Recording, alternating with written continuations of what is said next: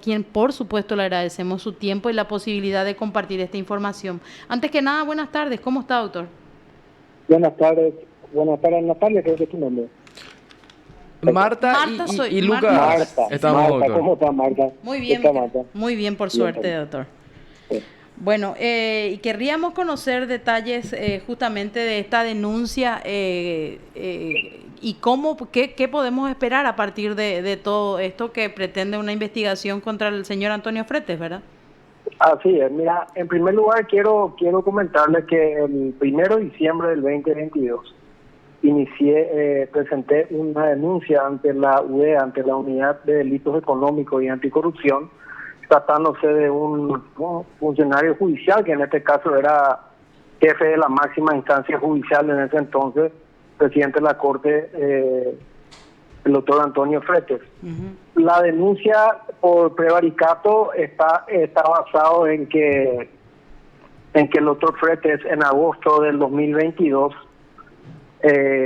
dictaminó a favor del rechazo in limine de una acción de inconstitucionalidad que yo había presentado contra 2 resoluciones judiciales aberrantes que avalaron el despojo de inmuebles de una cliente mía, una señora viuda, quien fue víctima de un conocido prestamista de la zona de Itapúa, un señor Eduardo Rizuc.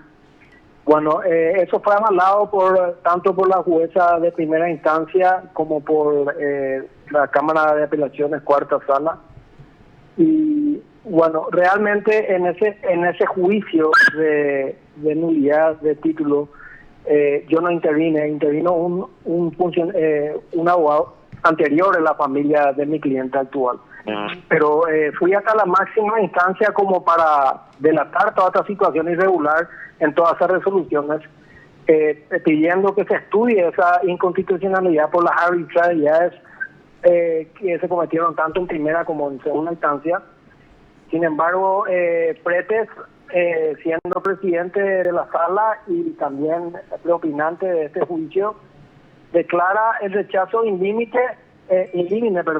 Sí. con el argumento de que yo no adjunté al expediente, a la acción, la notificación mía de las resoluciones atacadas en inconstitucionalidades.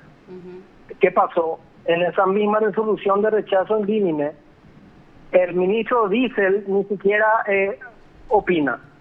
No sé cómo se pudo haber dictado una resolución sin la opinión del ministro Diesel. Yo no sé si no leyó o si qué es lo que pasó ahí. Pero el ministro Víctor Ríos sí dice claramente y en forma tajante que discrepa absolutamente con las afirmaciones de Fretes, puesto que la notificación está agregada al expediente y reúne todas las características para que se dé trámite al estudio de la acción de inconstitucionalidad. Eso fue el 1 de diciembre. Entonces yo acá vi que había una resolución judicial firmada por el ministro de la Corte, Fretes, por el cual él, con aseveraciones falsas, emitió y firma una resolución de rechazo in limine. ¿Qué pasa? Pero eso no es, bueno, eso está en el expediente, ahí no hay nada que discutir. Está la aseveración de Fretes y está la aseveración del ministro Ríos que dice, acá este señor fue notificado. Entonces hay que darle trámite. Lo del ministro Diesel también está, o sea, en el caso puntual de... No dice nada, simplemente firmó sin emitir opinión, ni se adherió ni siquiera. Ajá. Hay una acordada de la Corte, señorita, hay una acordada, la 979 del año 2015 de la Corte Suprema de Justicia, justamente porque a Fretes ya se le había acusado durante muchos años de que manejaba esa admisibilidad de las acciones a su antojo y dependiendo de la cara del cliente salía un cobro. Ese era los comentarios entre todos los abogados que saben exactamente cómo se manejaba ese tema de las admisibilidades. Ayer le escuché al doctor Santander hablar de eso con Luis Vareiro y él dijo lo mismo, dijo, mira, esto cómo se está manejando, esto es muy chapucero, las admisibilidades, eso tenemos que corregir. Entonces, Diesel firmó eso sin leer ni siquiera, porque ni siquiera emitió una opinión. Pero ¿qué pasa acá? Lo más grave de todo esto, que a mediados de diciembre, con la investigación que estuvo haciendo en el diario ABC sobre el tema, el clan Frete y toda la fechoría del clan Frete, de Antonio Frete, de los hijos, de la nuera, de la novia, la relatora y qué sé yo, una cantidad de gente. Y los prestanombres. Claro, los prestanombres. Salta qué cosa. Salta que hay un abogado de nombre Gregorio Acosta Talavera.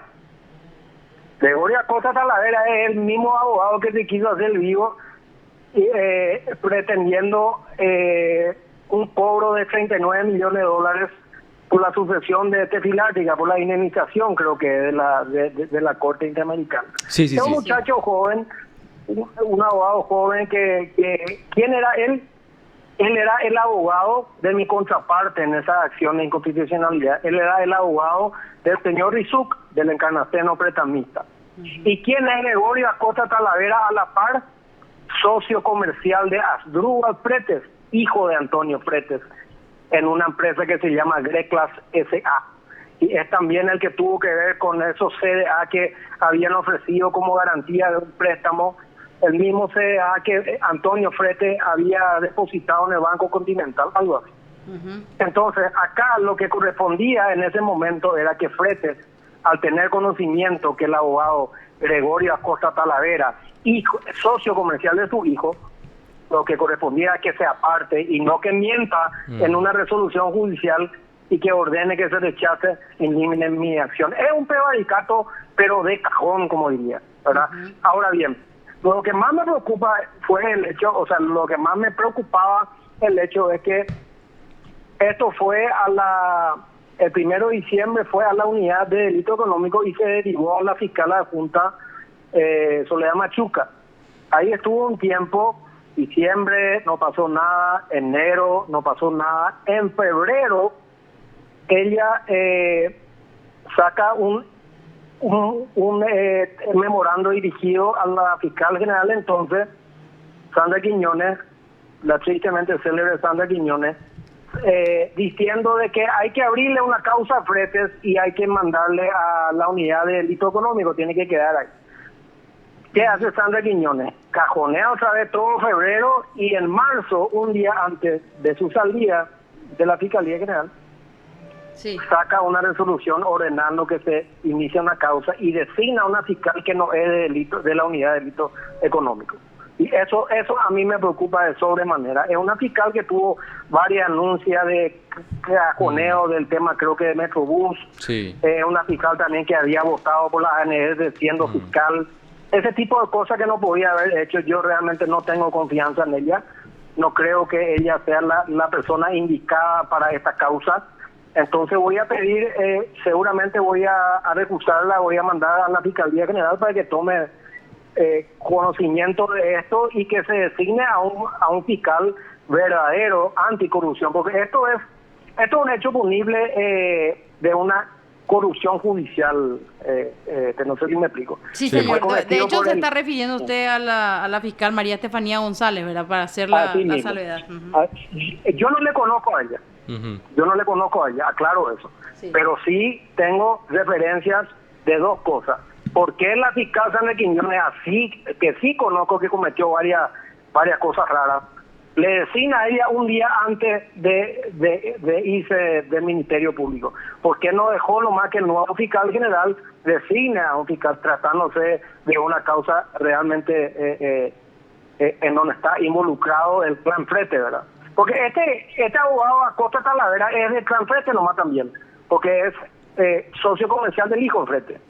Entonces estaban todos vinculados ahí y no solamente eso, Frete mintió descaradamente y su mentira fue descubierta por el ministro Víctor Ríos. O sea, o Ríos miente o miente Frete. Lo más probable es que mienta Frete, que es el abogado de su socio, el socio comercial de su hijo. Doctor, entonces, bueno, eso Frete va a tener que ir a aplicarle en su momento. Ojalá que no quede en manos de esta fiscal, que vaya a un fiscal entendido en materia anticorrupción. Y bueno, eso, ¿verdad? Doctor, pasaron 12 días desde que se dispuso la apertura de esta causa. ¿Sabés de alguna diligencia, de algún acto investigativo que ya se realizó o por ahora nada? Absolutamente nada. Y me llamó la atención, hoy hablé con la fiscal, estaba en su despacho, entré a hablar con ella y me dijo que esta semana, no sé qué historia, que va a entrar de turno, que sí podría venir la próxima semana, como si fuera que se está tratando de una causa de robo de una gallina, ¿entendés? O sea, debería darse prioridad a una causa así, atendiendo a que la persona, como diría un fiscal, es de alto perfil. Claro, habría que haber, con el solo hecho que mande un oficio a la Corte Suprema de Justicia pidiendo la compulsa de esa causa, se va a pillar todito. Entonces, que le pida informes a ABC Color sobre la vinculación entre, y a la SET, a la Secretaría de Tributación, de la vinculación de este abogado Acosta Talavera con el hijo de Fretes. Esto es un caso cerrado.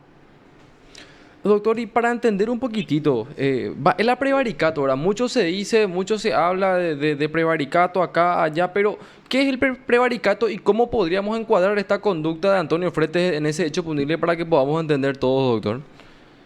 Cuando un juez favorece a una de las partes a través de una resolución judicial, y es más grave todavía, el agravante acá que es ministro de la Corte, que es una pena hasta de 10 años, y aparte de ser ministro de la Corte,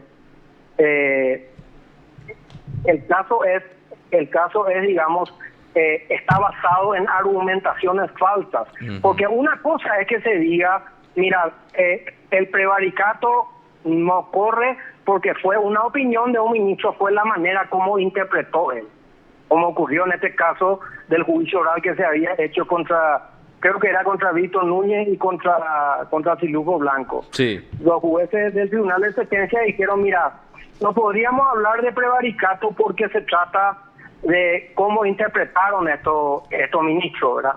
Pero en este caso, esa resolución judicial de rechazo indímene está basada en una argumentación, en una premisa falsa. ¿Será que sí, justamente eso queríamos repasar? ¿Cuál fue el fundamento para rechazo?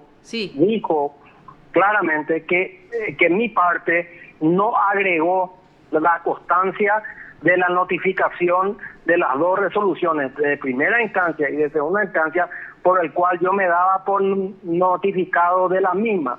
Entonces, al no poder computarse el plazo, opta por rechazar la acción, porque no pueden determinar ellos si se presentó o no dentro del plazo.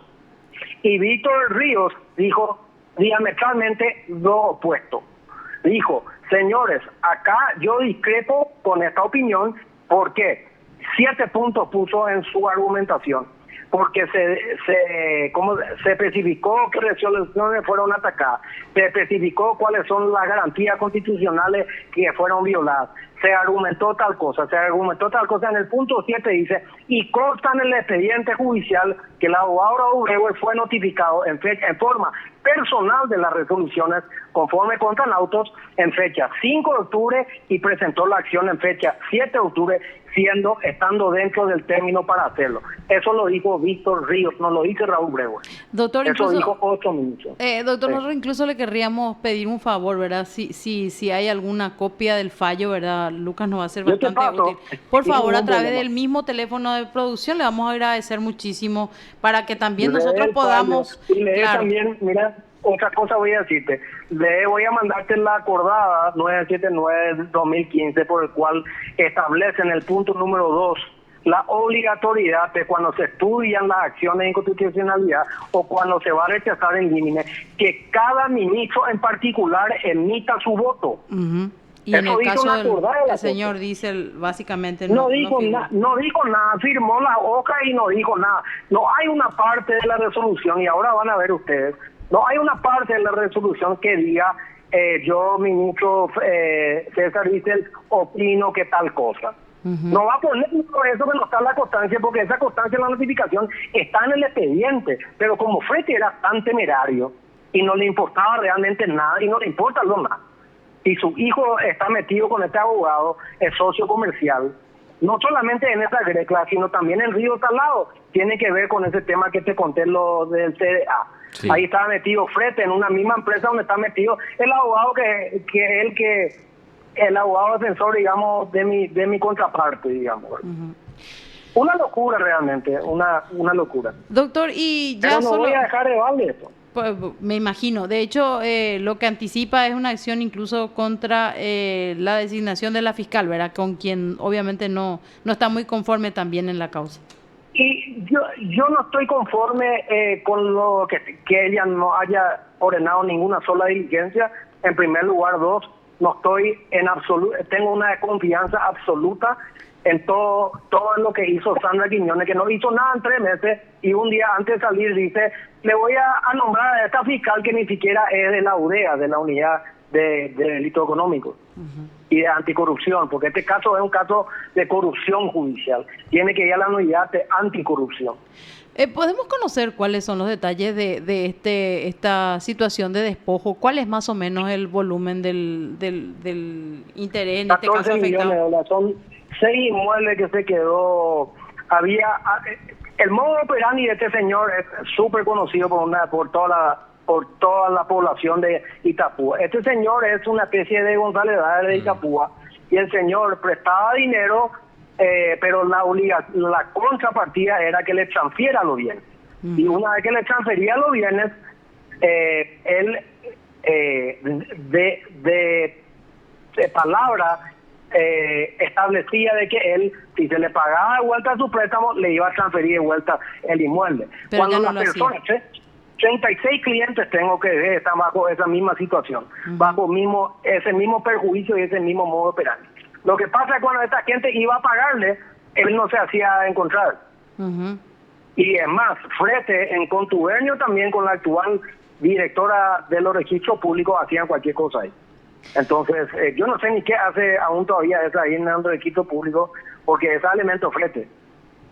Y las cosas ahí que pasan en el registro público, no te lo digo yo, todo el mundo habla de todas las cosas raras que ocurren ahí en el registro público.